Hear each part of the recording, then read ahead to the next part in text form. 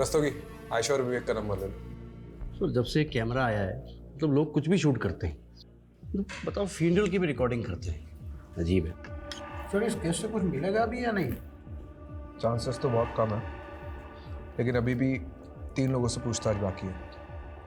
एक विवेक, योगेश का business partner, और दूसरी आयशा, उसकी सेक्रेटरी। तीसरा कौन है सर?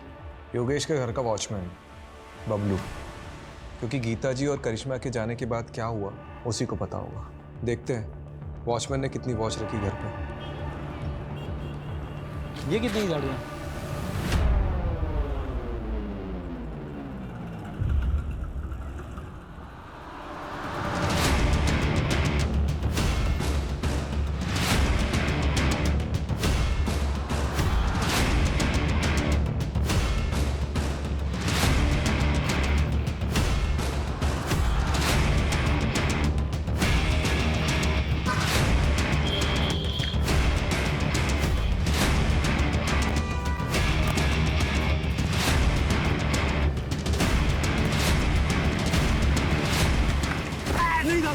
मैंने कुछ नहीं किया था, मैंने कुछ नहीं किया, मुझे कुछ नहीं किया ना? नहीं था। Very good.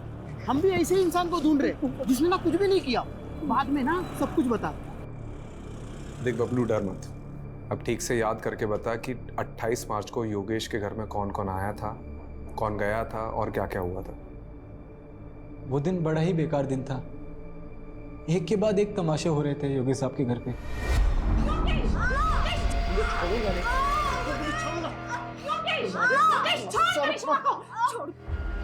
फिर गीता जी आई, उन्होंने योगेश साहब को समझाया।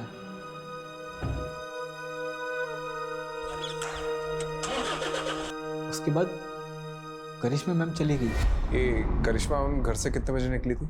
लगभग 5:30 बजा होगा साहब, क्योंकि मैं वही टाइम पे चाय पीता हूँ।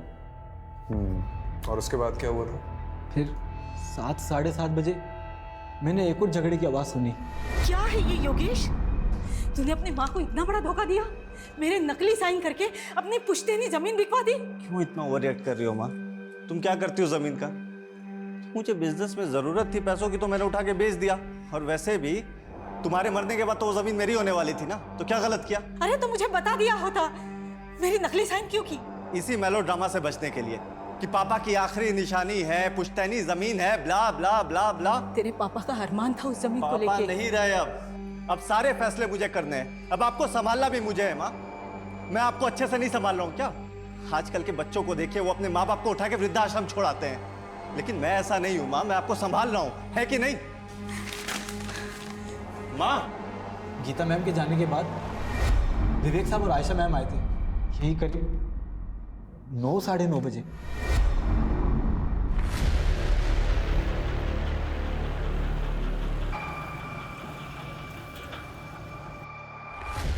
विवेक सर और आयशा मैडम जी जब आए तब घर के अंदर जाने से पहले दोनों काफी देर तक कार में कुछ बातें कर रहे थे।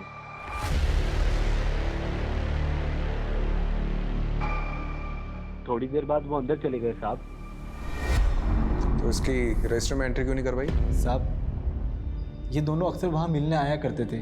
बबलू तो फिर से मत कहना कि तूने फिर से कोई झगड़े की आवाज़ सुनी थी।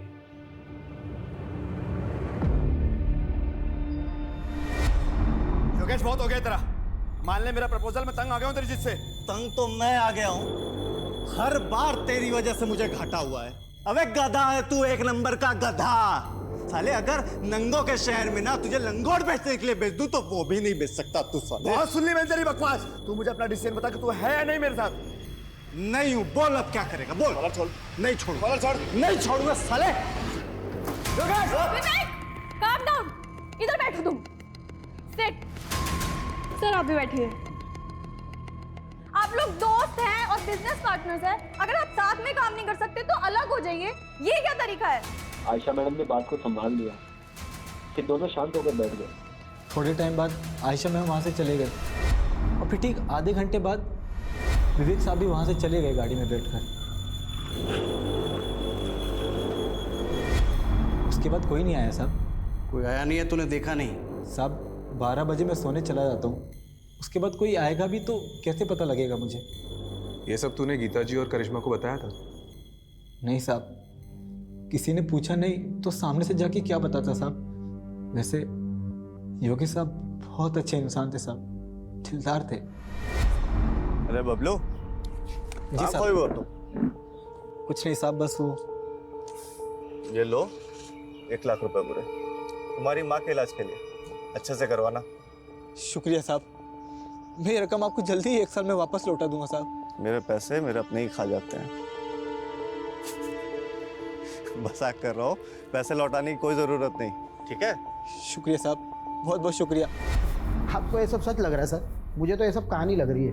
नहीं रस्तोगी जी, मुझे सिर्फ ये कहानी नहीं लग रही है, इसमें कुछ ना कुछ तो सच्चाई है। जी सर, आप सही थे।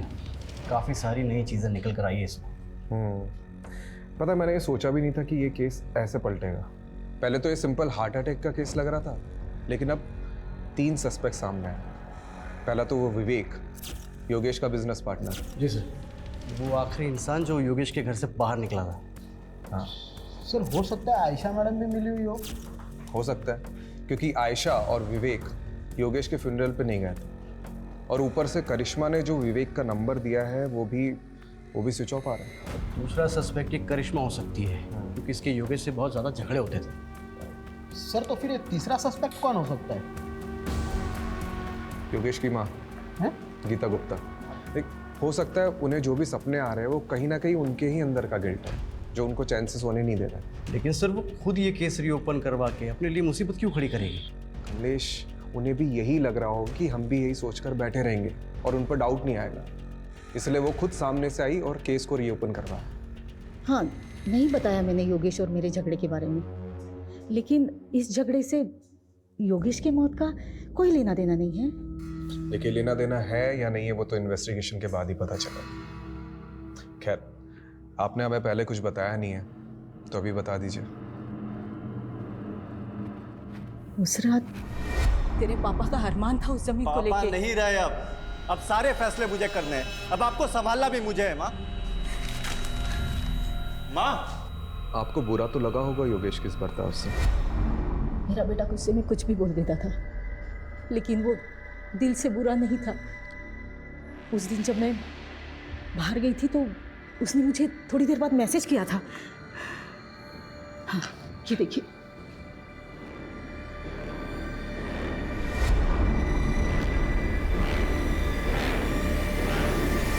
जी सर, हमारा झगड़ा हुआ था।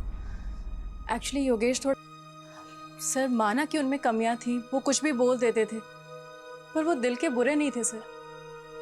तो उस रात आपको भी सॉरी मैसेज आया होगा? जी कुछ नहीं, आगे क्या हुआ? सर, उसके बाद मैं पार्लर गई और 8 बजे के आसपास मैं मम्मी जी से जगराते में मिली। हाँ, जगराता में करिश्मा पूरा वक्त मेरे साथ में ही थी। मुझे समझ नहीं आ रहा मुझे यहाँ क्यों बिठा के रखा है। आयशा जी, राजीव सर के पास टाइम कम है और डंडे ज़्यादा। ये देख रही हैं आप श्वेता जी को? इनको डंडा देकर आपके पीछे लगा देंगे। देखिए, आपके बॉस योगेश का पार्टनर विवेक फरार है, अब उसको तो हम पकड़ लेंगे। आप बस सिर्फ इतना बता दीजिए कि 28 मार्च को जब आप योगेश के घर पर गई थी तो योगेश और विवेक के बीच में झगड़ा हो रहा था, वो किस बात को लेकर हो रहा था? कमलेश, जी सर। कुछ बोला इसने? हाँ सर, बोलने वाली है ना। सर, विवेक और योगेश सर ने मिलकर एक प्रॉपर्टी खरीदी थी जीवन नगर में। विवेक चाहता था कि वहाँ की झोपड़ियों को तुड़वाकर जल्दी से जल्दी काम शुरू किया जाए और वहाँ पर कब्जा कर लिया जाए, लेकिन योगेश सर चाहते थे कि ये सब लीगली हो। बस इसी बात पर इन दोनों में झगड़ा हो गया था। विवेक, calm down, इधर बैठो तुम। Sit. सर, आप भी बैठिए। आप लोग दोस्त हैं और बिजनेस पार्टनर्स हैं। अगर आप साथ में काम नहीं कर सकते तो अलग हो जाइए। ये क्या तरीका है? आयशा जी, आपको क्या लगता है ये विवेक ने वाकई में योगेश का मर्डर किया होगा? सर, मुझे नहीं पता। उस दिन मेरी माँ बीमार थी और वो हॉस्पिटल में एडमिट थी और मुझे उस दिन जल्दी निकलना पड़ा था। लेकिन हाँ, जिस दिन हम योगेश सर के घर जा रहे थे तब विवेक बहुत गुस्से में था। इसके सर पे ना सच्चाई का भूत सवार है। एक जमीन के लिए इतना वेट नहीं कर सकता मैं। देखो विवेक, तुम्हें योगेश सर से थोड़े ठंडे दिमाग से बात करनी चाहिए। क्या ठंडे दिमाग से बात करूं मैं? अच्छा, एक बात बताइए, कहीं आपने तो छुपा के नहीं रखा है विवेक को? नहीं सर, ये आप क्या कह रहे हैं? देखिए आयशा जी, अगर आप हमारी मदद नहीं करेंगी तो हम भी आपकी मदद नहीं कर पाएंगे। जो भी जानती है वो सीधा सीधा बता दो, वरना ये अच्छा ये श्वेता के बारे में पता है? अच्छे से बता दिया सर। मिलना चाहोगी?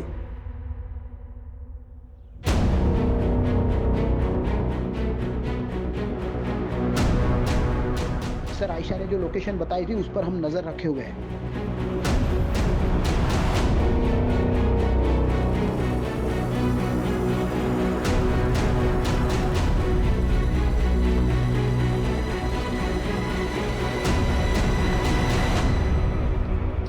विवेक, विवेक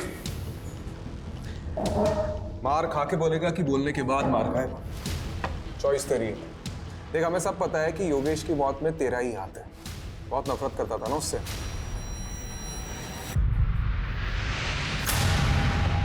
कितने? 12 लाख रुपए। और ब्याज कर मिलाकर कितने देने तेरे को? 15 लाख रुपए चोपड़ा को। चले एक बार मार्केट से पैसा उठाने से पहले मुझसे पूछ तो लिया होता। इस साले ने अपनी गाड़ी तक बेच दी। अब तुम शांत। चुप, कोई नहीं बीच में बोलेगा। योगेश, माँ आप भी चुप, एकदम चुप माँ। इससे गलती हुई है और इसे इसकी गलती की सजा मिलनी चाहिए। क्यों साले, है ना? यह है तेरी गलती की सजा। नई गाड़ी तेरे लिए। पर योगेश, अरे रख, चोपड़ा को मैंने आधे पैसे दे दिए हैं और आधे उसको तू देगा, ठीक है?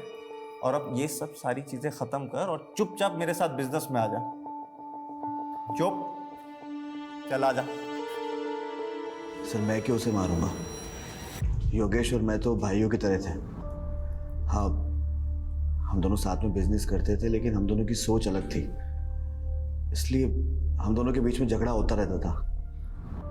मैं तो उसे कभी मारने का सोच भी नहीं सकता। आज मेरे पास जो कुछ भी है वो सब योगेश का ही तो है। भाई मानता था ना उसे, तो उसके फ्यूनरल पे क्यों नहीं गया? सर उस रात हमारे बीच में बहुत झगड़ा हुआ था, और जब मुझे पता लगा कि उसी रात उसे हार्ट अटैक आया तो मुझे लगा कि सब कुछ मेरी वजह से हुआ है। मैं बहुत गिल्ट में था सर, इसलिए नहीं गया। गिल्टी तो हम भी मान रहे हैं। उस रात को योगेश के सर पे फ्लावर वास फोड़ने वाला था ना तू। आयशा ने हमें सब कुछ सच बता दिया है।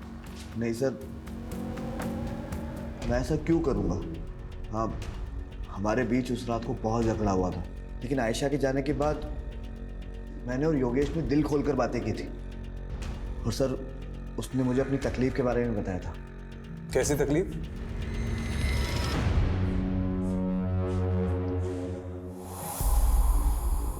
सब गलत हो रहा है यार, खुद पर काबू ही नहीं रहता। रोज झगड़ा होता है करिश्मा से। आज भी मैंने उसको बहुत भला बुरा बोला, बहुत झगड़े हुए, लड़ाई हुई, माँ को भी नहीं छोड़ाया। अपनी इन्हीं हरकतों की वजह से मैंने बच्चों को यहाँ से दूर किया। लेकिन यार तू तो बता रहा था कि डॉक्टर अग्रवाल की दवाइयाँ तेरे पर काफ़ी असर कर रही है। जिस दिन लेता हूँ तब तक असर करती है, और जिस दिन नहीं लिया तो तू टेंशन मत ले। मैं ना एक साइकेट्रिस्ट को जानता हूँ। मैं बात करता हूँ ना तेरे लिए। तू रिलैक्स कर। मुझे पता है तुझे बेस्ट रिलैक्स कराने का तरीका। एक मिनट रुक।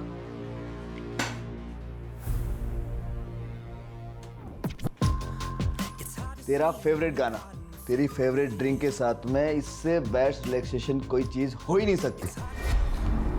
सर जब मैं वहाँ से निकला तो योगेश बहुत अच्छे मूड में था, और उसका मेरे जाने के बाद भी मुझे टेक्स्ट भी आया। तेरे जैसा यार कहाँ ऐसा यार आना। सर अगर मुझे पता होता कि ये सब कुछ होने वाला है तो मैं वहाँ से जाता क्यों?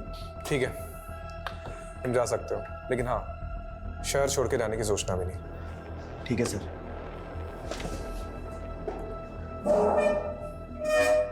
सर वो मुझे आपको कुछ बताना है। सर योगेश की मम्मी गीता आंटी, एक्चुअली एक ज़माने के अंदर मेरे पापा और योगेश के पापा बहुत अच्छे दोस्त थे, लेकिन जब उनकी शादी गीता आंटी से हुई तो उनका बिहेवियर बिल्कुल चेंज हो गया। और फिर जब कॉलेज में मेरी और योगेश की मुलाकात हुई तो हम दोनों भी बहुत अच्छे दोस्त बन गए और सब कुछ नॉर्मल हो गया। लेकिन सर ठीक है, तुम जाओ।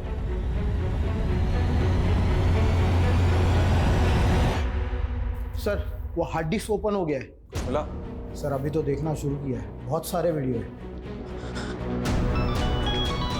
हेलो, हाँ ठीक।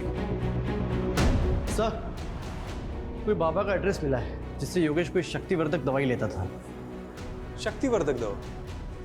और ये बाबा कौन है? ये बालक योगेश हमारी औषधियां ग्रहण करता था साहब। कैसी औषधि? बहुत दुर्लभ औषधि हैं और बहुत कीमती भी। ऐसी क्या खास बात है इस औषधि में? ये औषधि मानव को महामानव बनाती है साहब। खाते ही व्यक्ति के शरीर में ऊर्जा का संचार होने लगता है। ऐसे मान लो कि जैसे 10-10 हाथियों की शक्ति उसके अंदर आ गई हो। बहुत अद्भुत औषधि है साहब, बहुत अद्भुत।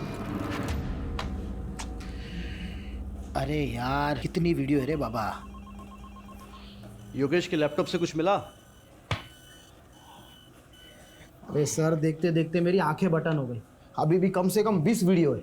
जितने भी वीडियो देखे ना सबके सब वेकेशन और प्रेजेंटेशन के थे। फिर भी सर ट्राई करता हूँ।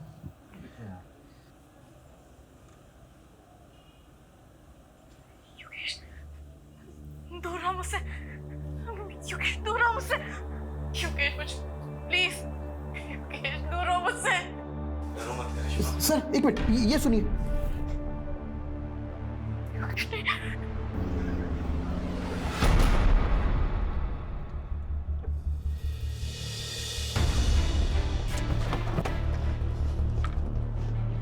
कहा ना मैंने, हर हस्बैंड वाइफ की तरह मेरे और योगेश के बीच में भी प्रॉब्लम्स थी and it's normal.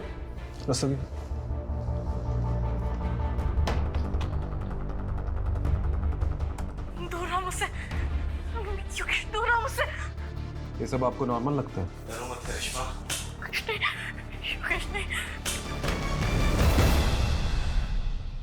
I can't believe it, वो ये सब शूट भी करता था। परवर्ट। देखिए, ये वीडियोस कभी भी बाहर नहीं आएंगे, लेकिन योगेश की मौत का सच हम बाहर ला कर रहेंगे। और इसके लिए आपका सच बोलना बहुत ज़रूरी है। हमें पता चला है कि योगेश किसी बाबा से शक्तिवर्धक दवाइयाँ लेता था। हाँ, योगेश की अजीब सी फैंटेसीज थी। जब हम दोनों अकेले होते थे ना घर में, तो ऐसा लगता था उसकी फैंटेसीज को पंख लग गया हो। वो अजीब बिहेव करता था। करिश्मा आज ये ट्राई करते हैं, है ना? पागल हो गए हो क्या? This is so wild.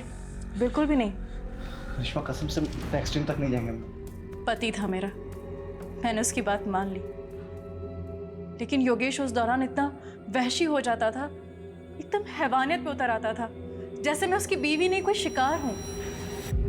दूर रहो मुझसे, योगेश दूर रहो मुझसे, योगेश मुझ प्लीज, योगेश दूर रहो मुझसे। डरो मत करिश्मा, योगेश नहीं, प्यार से मारूंगा। योगेश, योगेश, योगेश, क्या हो गया तुम्हें? सॉरी करिश्मा, पता नहीं मुझे क्या हो जाता है। मैं कैसे ऐसा कर सकता हूँ? मैं कैसे तुम्हें मार सकता हूँ? योगेश, ये सब वो दवाइयों का असर है ना? मैं काबू हो जाता हूँ मैं। Please save. मुझे खुद को योगेश से बचाना था, साथ ही साथ योगेश को योगेश से बचाना था। इसलिए मैं हर वो चीज़ हटा देती जो उसके लिए जानलेवा हो सकती थी। सीजर, नाइफ, स्क्रू ड्राइवर, सब कुछ। तो ये सब आपने गीता जी को बताया? नहीं, प्लीज़ आप उन्हें कुछ मत बताइएगा। उन्हें बहुत दुख पहुंचेगा and it's my request, please. इतना सब होने के बाद भी आपने योगेश से कभी तलाक लेने के बारे में नहीं सोचा? माना कि योगेश ने पिछले 1 साल में मुझे बहुत तकलीफ दी थी, पर 15 साल का रिलेशन था हमारा, और ये 15 साल हमने हंसी खुशी बिताए। वो मेरा पति था, मेरे बच्चों का पिता। आप ऐसा सोच भी कैसे सकते हैं? देखिए, मेरा इरादा आपको हर्ट करने का नहीं था।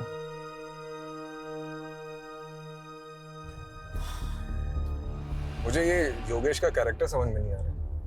राम और रावण दोनों बसे थे सर उसमें। कमलेश, राम और रावण तो हम सब में बसे होते हैं। अब मैटर ये करता है कि हमारा दिमाग किसकी सुनता है, राम की या रावण की।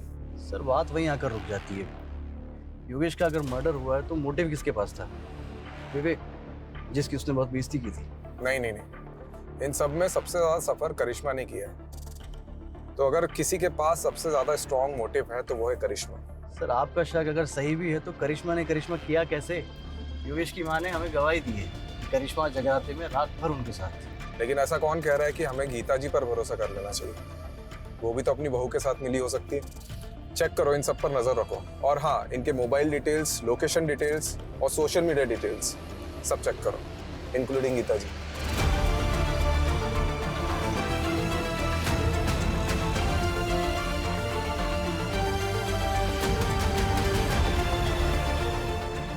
एटर्नल लव 50-50 क्या नाम है?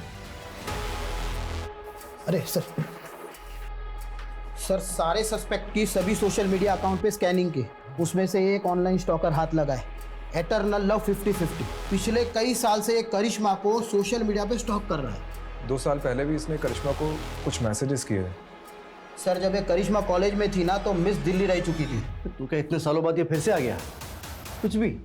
अरे सर ऐसा ही है, ये स्टॉकर ने कितनी बार करिश्मा को प्रपोज भी किया था, पर कुछ टाइम बाद करिश्मा के डांटने पर इसने मैसेजेस करना बंद कर दिया। इसका प्रोफाइल तो देखो, है कौन ये? मेरे गांव से भी ज्यादा लोग तो तुम्हारी जिम में है।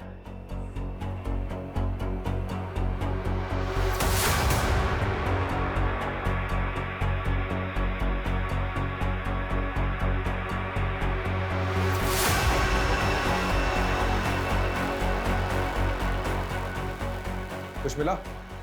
सर पूरा का पूरा कच्चा चिट्ठा मिला है। ये देखिए, हमने ये जिम मेंबर्स की लिस्ट देखी थी और इसमें जो ये नंबर्स दिए गए इन सब की लोकेशन को हमने मैच किया। उनमें से सर ये एक नंबर मर्डर वाली रात उसी एरिया में एक्टिव था। रात को 1 बजे इस नंबर पर पहले कॉल आया और उसके बाद एक मैसेज। ये नंबर एटर्नल लव का है? सर इस नंबर की हमने और डिटेल्स निकाली तो इसकी ब्राउजिंग हिस्ट्री से पता चला कि ऑनलाइन इसमें कोई ड्रग के बारे में सर्च किया गया था। हो सकता है इस ड्रग का इस्तेमाल योगेश के हार्ट को जमाने के लिए किया गया हो, ताकि नेचुरल डेथ की आड़ में मर्डर को छुपाया जा सके। ये नंबर किसके नाम पर रजिस्टर्ड है? हाँ मैं आ रही हूँ, लेकिन आप बताएंगे बात क्या है? अरे बैठ, देखिए आप ये ठीक नहीं कर रहे हैं। आप मुझे ऐसे जबरदस्ती नहीं रख सकते। ओह, तू कुछ नहीं बोलेगा ना तब भी तू फंस चुका है। एटर्नल लव, क्योंकि तेरे साथी ने सब कबूल कर लिया। मुझसे गद्दारी? गद्दारी नहीं, समझदारी की उसने। अब तू डिसाइड कर तुझे क्या करना है।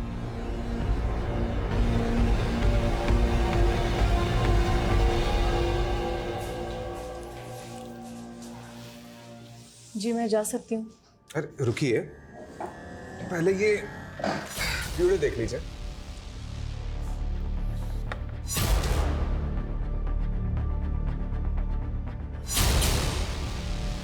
करिश्मा जी, आपके एटर्नल लव ने अपना जुर्म कन्फेस कर लिया है। और वो केमिस्ट जिससे आपने ब्लड थिकर खरीदा था, उसका भी पता हमने लगा लिया। मेडिकल से खरीदा था ना, तो ढूंढते ढूंढते पैर दर्द करने लग गए मेरे। करिश्मा जी, अब तो कन्फेस कर लीजिए, थोड़ी सजा कम हो जाएगी। सब कुछ ठीक होता, लेकिन माँ को सपने आने लगे। सपने में योगेश दिखने लगा। उन्होंने पुलिस स्टेशन आने का मन बना लिया, इसलिए मजबूरन मुझे भी उनके साथ आना पड़ा, ताकि उन्हें मुझ पर कोई शक ना हो। करिश्मा, अगर तुमने सब कन्फेस नहीं किया होता ना तो हम लोग बच जाते। कोई सबूत नहीं था इन लोगों के पास। आकाश, तुमने पहले कन्फेस किया, इसलिए मेरे पास कोई रास्ता नहीं बचा। झूठ मत बोलो, देखा था मैंने तुम्हें इस लेडी कांस्टेबल को अपना कन्फेशन लिखाते हुए। बेवकूफ, मैं बस उसे इन्फॉर्मेशन दे रही थी। अरे लवबर्ड्स, झगड़े क्यों कर रहे हो? हाँ, तुम दोनों की थोड़ी गलती है। वो तो हमने प्लान किया था तुमसे सच उगलवाने के लिए। करिश्मा जी ने एक दूसरा नंबर भी ले रखा था, जिसके बारे में हमें नहीं बताया। और उस नंबर की लोकेशन रात को 1 बजे योगेश के घर की थी। उस नंबर से हमें और भी इंफॉर्मेशन मिली है, लेकिन ये भी जरूरी था कि तुम दोनों अपने मुंह से उगलो।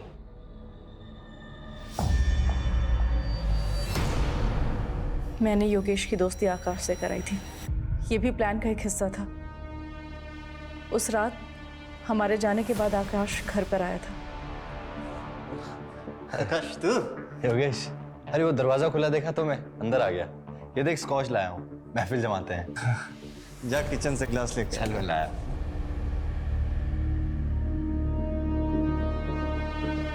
प्लान ड्रिंक में ब्लड थिकर मिलाकर पिलाने का था, ताकि किसी को शक ना हो।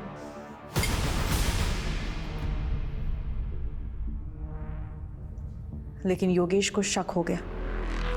तुम्हें इसमें कुछ मिला है क्या? नहीं तो सब ठीक तो है।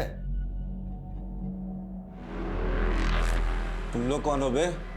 बबलू! मैं जगराता में थी, लेकिन बेसब्री से आकाश के कॉल का इंतज़ार कर रही थी। जब काफ़ी देर तक कॉल नहीं आया तो मुझे टेंशन होने लगी और मैंने मम्मी से वॉशरूम का बहाना मारा और पीछे के रास्ते से घर लौटी। मम्मी, मैं वॉशरूम से आती हूँ। जब मैं घर पहुंची तो देखा कि योगेश अकेला सब पे भारी पड़ रहा था। योगेश! करिश्मा, अच्छा हो तुम आ गए। पुलिस को फोन करो। ये आकाश मुझे मारने के लिए आए। योगेश! तुम्हें कुछ नहीं हुआ है, शांत हो जाओ। मैं आ गई हूँ ना, मैं आ गई हूँ ना। ये लोग मुझे मार देंगे। तुमने आज दवाई नहीं खाई है ना, इस वजह से हो रहा है। कुछ नहीं हुआ है तुम्हें, तुम आराम करो। कोई तुम्हारा दुश्मन नहीं है योगेश, आराम करो। मैं आ गई हूँ ना, सो जाओ, तुम सो जाओ। रिलैक्स रिलैक्स, तुम सो। तुम्हें आराम की जरूरत है ना? कुछ नहीं हुआ तुम्हें। जोर से मारो, बचना नहीं चाहिए।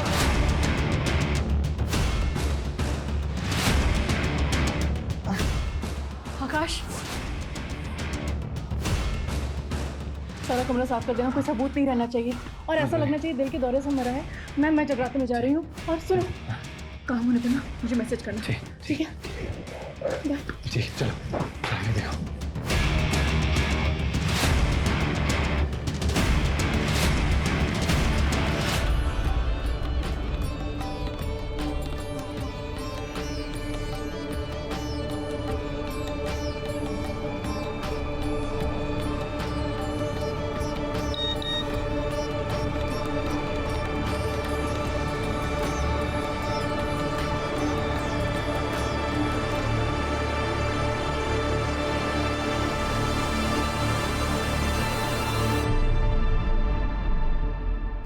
आकाश के साथ दोनों लोग कौन थे? शैलेंद्र और रामाना मामूली से चोर थे। आकाश ने उन्हें पैसे दिए थे इस काम के लिए। लेकिन एक बात समझ में नहीं आ रही है, तुम लोग अंदर कैसे घुसे? वो वॉचमैन बबलू, उसको पैसे दिए थे और बोला था चुपचाप जाके अंदर सो जा।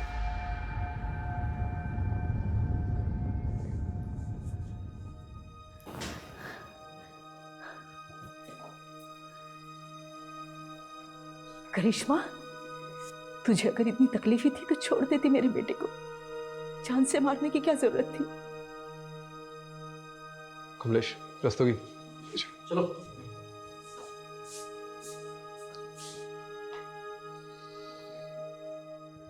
सर, योगेश के मर्डर में जो पिलो यूज हुआ था वो हमें योगेश के घर के बैकयार्ड की कचरे के ढेर से मिला है। और सर लकीली जो उस पर सलाइवा हमें मिली थी उसकी डीएनए टेस्ट रिपोर्ट आ गई है। योगेश के डीएनए से मैच होती है सर। और आकाश के बाल के ट्रेसेस भी पिलो पे मिले हैं।